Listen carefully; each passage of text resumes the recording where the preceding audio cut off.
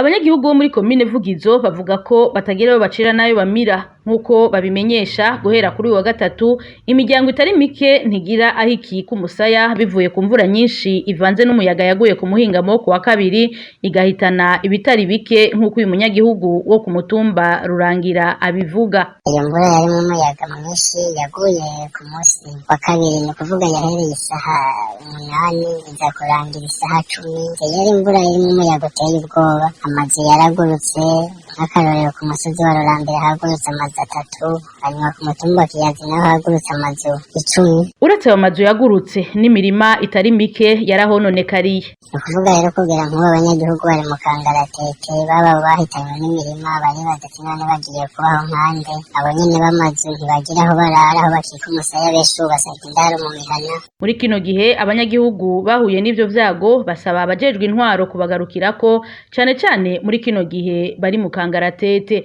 Kubw'ivyo uruganda rwa RPA twagerageje kurondera Hakizimana Gerard musitanteri wa komine Vugizo kugira tumenye ico bakiriko kirakogwa mu gufasha abo banyagihugu ariko ntiturashobora kumuronka.